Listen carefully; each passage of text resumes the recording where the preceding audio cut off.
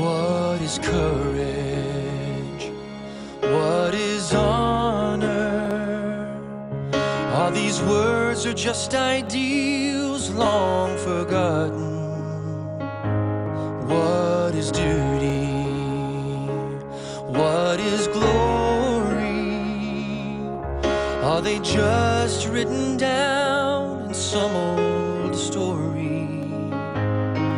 When we hear a word like freedom, do we know what it really means? Or do we take it all for granted, living like kings and queens? We are blessed to live in freedom, blessed to live in peace, blessed with food and shelter, blessed with life on lease, blessed to gather freely, blessed to have a voice, blessed that someone braver fought so we could have a choice. We are blessed. Oh, we are blessed.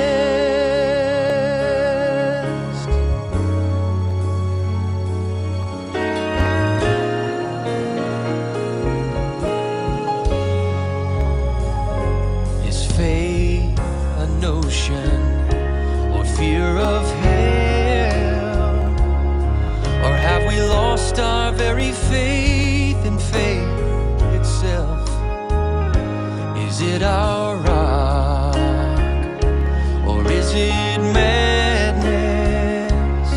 Or do we cling to it like rain in times of sadness?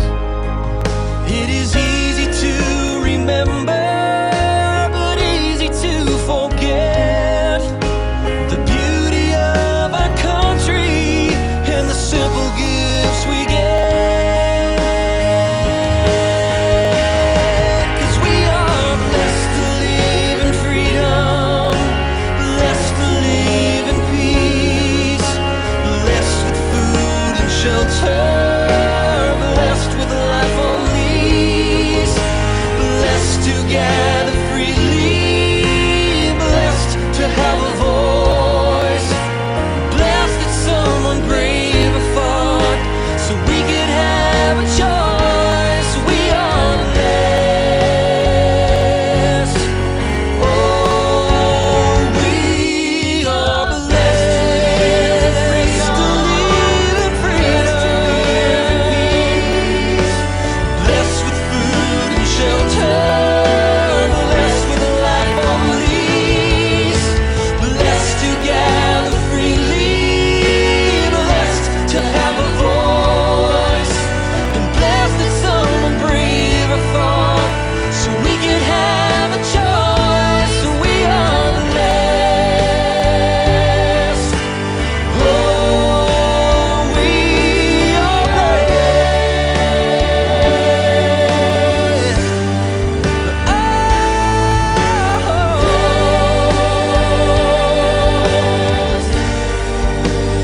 We are blessed.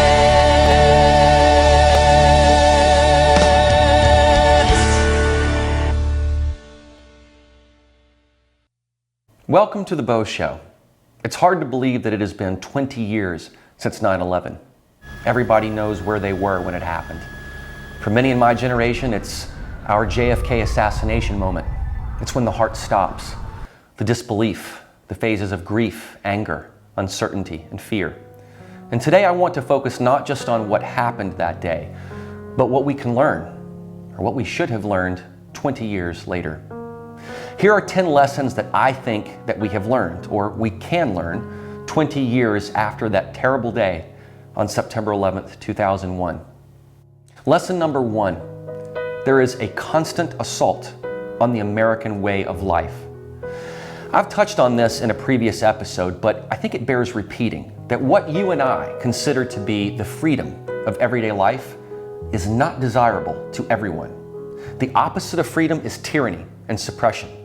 And that's exactly what deranged people who twist fanatic militant religion into a bloody, murderous nightmare do. We are their target.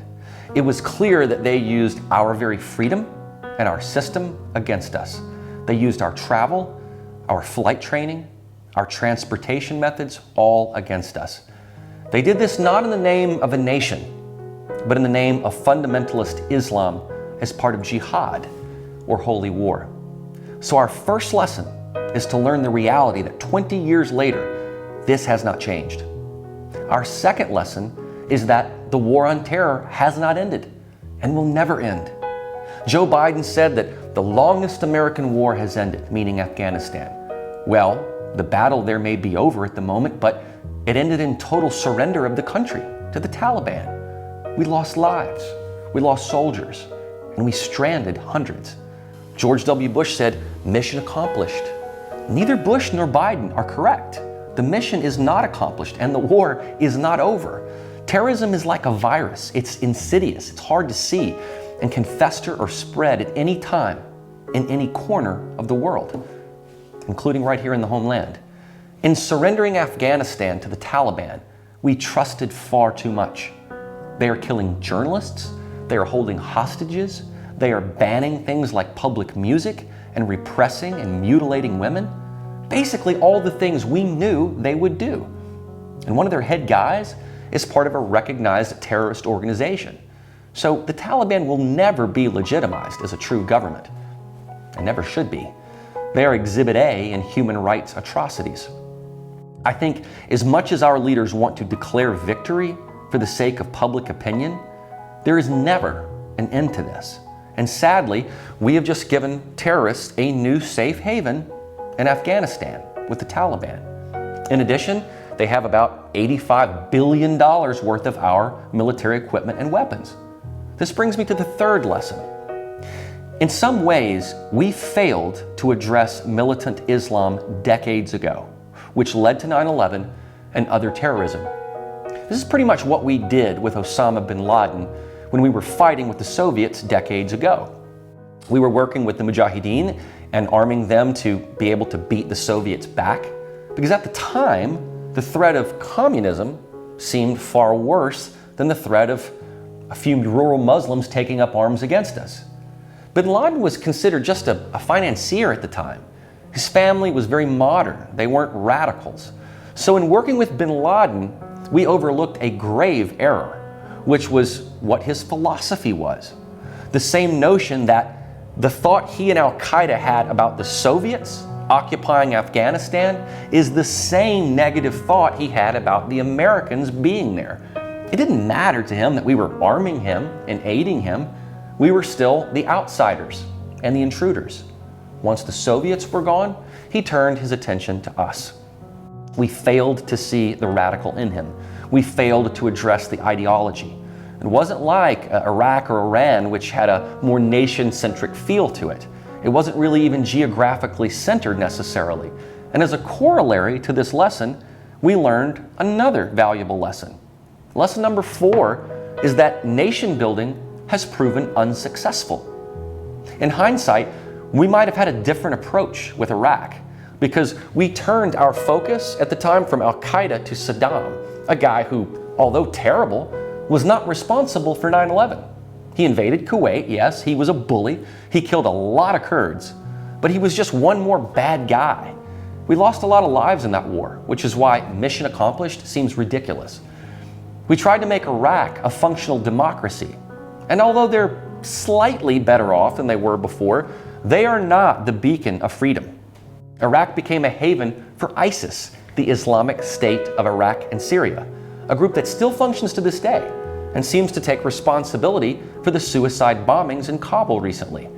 We can't make functional democracies in the Middle East. Not only are they not ready to modernize, they resist it. They may be more modern in technology, for instance, such as the Taliban's presence on Twitter, where they will continue to spew their propaganda, but they are still backwards in their thoughts and philosophy. The concept behind nation building, it's a noble one, to export our ideas of liberty and democracy to the rest of the world. But some just resist it, because they think our American liberty is an attack on their way of life and their religion. And unless we want a presence in every major Arab country to keep the peace, there's no way that we can expect these nations to modernize like the West has. The one nation most ready for our style of government is Iran, but the Ayatollah will never allow that. They are under a theocracy. So in spite of how young their population is and as much as those people want to change, the people at the top will not. It's just like Cuba. They're so ready for it, but the commies at the top will not relinquish power. What's the fifth lesson we've learned in 20 years? Well, lesson number 5 is that Americans can unite, even in a highly partisan and polarized country. On September 12th, we were all one. We all bled red blood. We weren't thinking of political posturing and who was a Republican or a Democrat. We were attacked in the most vicious, unexpected way. But we're a resilient bunch. It's the spirit of 1776. We had a common enemy. We had a united front and a united aim. We dialed into that spirit of 76, saying, we will not tolerate this type of attack on our people, on innocent people, on NYPD and New York firefighters and first responders, on people who worked at the Pentagon, and on people who were just catching a typical flight. United 93, those souls who had no idea what was in store, and many of them bravely tried to get control back. They knew what was at stake, and they did what they could to show that they were American. They gave up their lives so that others could live. And the same is true for the patriots of 1776. They fought for a unique brand of freedom. Many died so that others could live. As Americans, we enjoy this freedom, but it came at a high cost. Never forget their sacrifice. We should all remember United Flight 93 because they did something no one else really did. It was the one plane that the terrorists did not succeed with, and it was headed for the White House. We couldn't scramble enough fighter jets up in the air that day to deal with this. So Americans took matters into their own hands. Lesson number 6 is another related lesson. Our service members don't leave anyone behind. That day, police, firefighters, and first responders ran to the roar, not away from it. Peter Gonsi was with the New York Fire Department for 33 years. He was the chief of the department. He and others were in the basement of the South Tower when it collapsed. And after he climbed out of the rubble, his team repositioned itself and instructed Mayor Giuliani to clear the area around Tower 1 since it might collapse as well. He remained at that location and he said, "I'm not leaving my men." He was killed when Tower 1 collapsed at 10:28 a.m. This idea of not leaving his men behind is the type of selflessness we need. He was given the Medal of Valor posthumously for his bravery that day. And these stories are fairly abundant on that day. Those who served truly served that day at their own peril. We should learn from this that police and firefighters and first responders have very tough jobs. And they train to do this work. And you know, while last year our police were villainized, we forget so quickly what they do on a daily basis. Do you think you'd see the stripping of police budgets after 9/11? I don't think so. Remember this the next time you hear this brought up at your city council meeting. Lesson 7, what binds us together is bigger than what divides us. The 2020 election may have been the most divisive yet. It pitted neighbor against neighbor, brother against sister, husband against wife, and employer against employee. The past 2 years saw the exponential growth of social media and how it can be used as a weapon and a divider. Big tech got political fast. What used to be a white box on Facebook that said, "What's on your mind today?" turned into, "Who do you want to put on blast today?" But our bonds are bigger than our differences. We have to put down the verbal arms. Let's direct our frustration and our anger at terrorists, not each other. And while we're at it, let's stop killing each other. The Second Amendment is not to be abused by murderous thugs. It's not a place to address your grievances and settle your scores. Our cities are bloody battlegrounds, territories for drugs and gangs. We have to value and protect life, not harm it. Lesson 8. Other countries are aware of our weaknesses and are looking to exploit them. While we've been very, very fortunate to have had so few terrorist attacks since 9/11, it reminds us that aside from the terrorist threat, that other nations try to overtake us and defeat us in other ways. I believe China is the biggest threat due to their sophisticated methods. They do it in technology, they do it in intellectual property theft, and most recently, in viral replication. New documents show that Anthony Fauci flat out lied about government funding for gain-of-function research at the Wuhan Institute of Virology. This goes entirely against everything Fauci said in his testimony on Capitol Hill, and Senator Rand Paul blasted him for this. I know you may wonder how I could tie 9/11 to the pandemic, but it's all about strength and vulnerability. This virus was likely created in that lab, and China allowed it to escape either intentionally or just shy of intentionally. Look at the damage it did and what it continues to do. It's killing people in different ways than planes through a building. But innocent life lost is innocent life lost.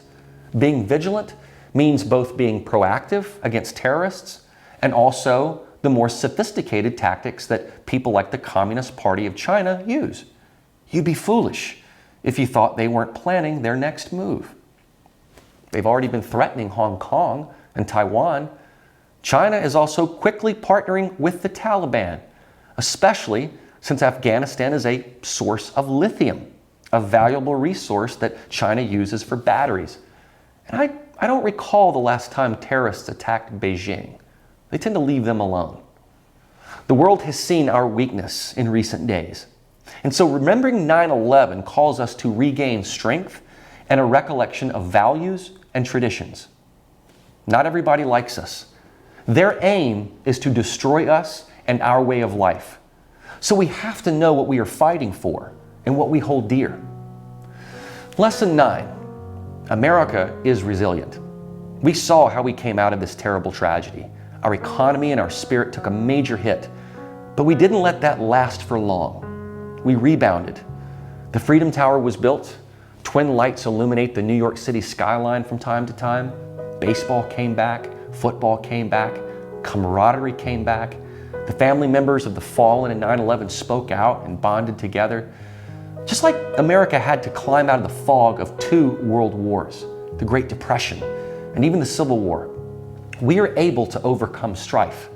In the end, we are all still winners because our country survived it. We went on the offensive with bin Laden and global terrorism. From 2016 to 2020, we saw the decimation of ISIS. We saw Iranian generals get wiped out. We saw Syria get back in check. Now, unfortunately, we have seen some major blunders in foreign policy of late, but we can right that ship if we make good decisions. We also had a terrible pandemic, and in spite of its lingering effects, we are still resilient. We are fighting it. I remember watching the movie The Book of Eli with Denzel Washington and seeing this post-apocalyptic America where it was a dust storm every day and they all had to wear gas masks and goggles. It seemed unimaginable. But here we are in a somewhat similar circumstance. Like Denzel in the movie in terms of completing his quest and withstanding the slings and the arrows of a broken postmodern world, we too are having to uncomfortably navigate this virus. And I think we deserve some credit for how resilient we have been. The early colonial Americans had to deal with disease and plague, and they persisted in spite of the fact that many, many people perished. Our legacy is what we make it. We are resilient, and we need to always be resilient, not just for our sake, but for our children and our grandchildren. And while we hear so much focus on the climate and changing it by 1/10 of a degree, what are we doing to preserve the American way and the American dream? If we can affect that by 1/10 of a percent, we should be. In fact, we need to be using the principle of compound interest over time to ensure that the American way survives and thrives. The final lesson, lesson 10, is the spirit of charity. This is where you come in. There are many foundations and organizations that have been set up in the wake of 9/11, and you can get involved. The first one that comes to mind is Tunnel to Towers. This group builds mortgage-free homes for those who have been disabled in the line of duty. It's in honor of firefighter Stephen Siller, who lost his life in the line of duty on 9/11. Stephen lived the motto of St. Francis of Assisi, which is, while we have time, let us do good. That's something really for all of us to take away from these last 20 years. I performed at the New York City Fire Museum just a few years ago as part of a medal return ceremony for Purple Hearts Reunited. And you can't really be in that museum without considering and remembering the fallen firefighters. There are many, many charities that you can search for and you can donate your money or your time to, but I wouldn't just give them your Amex. I'd look at what they do and the legacies they are creating. Most of us have some connection to someone that was lost on 9/11 through probably just a few degrees of separation. And the trauma won't be forgotten. I watched a docu-series about 9/11 just this week, just to remind myself of all the information and context around it. Listening to heavy metal of jets crash into two towers is a sound you just don't hear. Time stops. The TV broadcasters that day were reeling. I never thought I'd see those two mighty towers collapse into dust and rubble. I never thought I'd see people jump out of windows. But I guess I never thought I'd see such unity and compassion and humanity from disaster. We don't need a 9/11 to unite, but it did wake us up pretty fast. Our brand of American philanthropy is almost proprietary. We tend to be more charitable than any other country. Look at how we set up charities and GoFundMes for every possible situation, whether that's just to help someone with their medical expenses or building with Habitat for Humanity. When natural disasters hit, we jump to the occasion. But I will say this too. I think we need to also make sure that our charity covers mental health and depression and trauma. 9/11 left a lot of people without friends, family members, and colleagues. Some will never get over it. In the late 60s, AT&T met with the FCC to determine a universal emergency number, and 911 was chosen. 911 was easily remembered, it was easily dialed, and had no other association in terms of area codes. Is it any wonder that September 11th is 911? It's our emergency, and we all should keep that in mind. It will be forever stamped in our minds, and every September 11th we will remember what happened on that crisp, blue sky day in New York City. I hope we can also learn from these 10 reminders I have provided today. And finally, maybe one more. We are blessed. Let's never forget that. I'm Beau, and that's today's 9/11 Remembrance Show.